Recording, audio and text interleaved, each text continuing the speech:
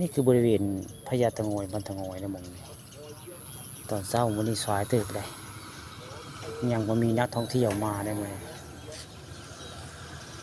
มีแต่ยายเนี่ยข้ามภูมิมาบ้านตะงอยได้นี่ก็คือเขตบริเวณพญาตะงอยบ้านตะงอย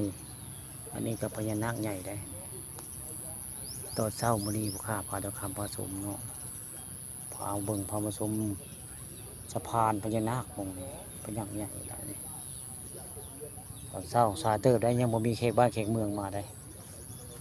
หนึ่งอะไรพันลายจะได้อันเขตบ้านเขตเมืองจะมาเที่ยวมาชม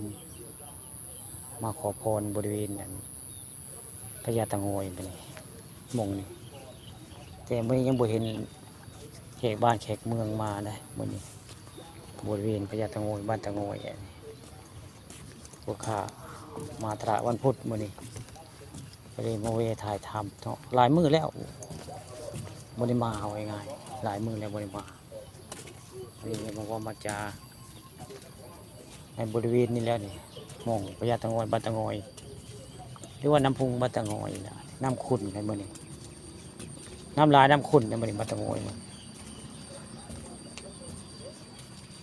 ในสะพานข้ามไปบ้านตะงอยมีมงเดียวนะอันสะพานเล็กกันคักถ้าข้าเจ้าเห็นไว้สร้างไว้สิมีเสียงข้าเจ้าขายของเลยอยู่ตลาดนัดเลยด้านหลังพญาตะงอยเจ้าขายของวันพุธได้หมดนี่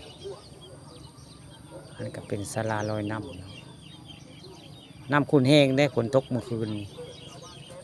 มันนี่น้ำก็เลยขุ่นเนาะแต่เว้นก็เริ่มขึ้นมาเนี่ยอย่างห้อนเติบไปได้นี่อย่างห้อนเติบไปละแต่ยังบ่เห็นแขกบ้านแขกเมืองมาเที่ยวมาส้มมันคิดว่าบ่ต่ำสามโมงแล้วก็เจ้าสิมาเนาะนี่ยังเศร้าอยู่นะเศร้าอยู่แต่ว่าน้ำขุ่นนะน้ำขุ่น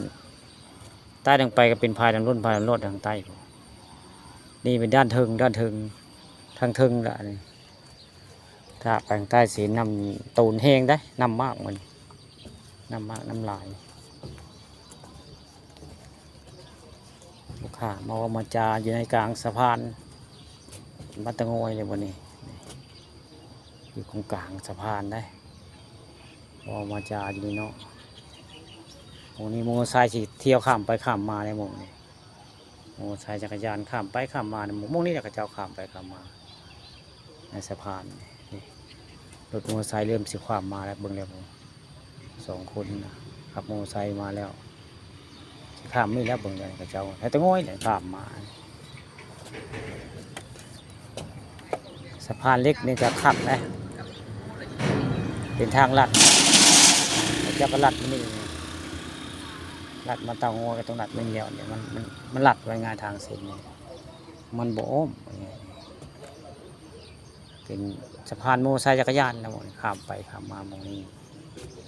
บริเวณสะพานสะพานเล็กบ้านเล็กบ้านตะงอยอำเภอตะงอยเนี่ยตะงอยข้ามมีแต่เจ้าหลัดมีแล้วเนี่ยมันใกล้อยู่ยังไงเข้าในบ้านตะงอยทางมันแคบได้คนมันหลายเจ้ามันจะหลัดมันเดียวผู้ข้าปานข้ามก็หลัดประจำในมุงยามขี่มอเตอร์ไซค์มันนี่สิหลัดมันนี่ประจำได้ตัดมาในสะพานเล็กกันนี่ก็เป็นนี่เป็นศาลาลอยน้ำ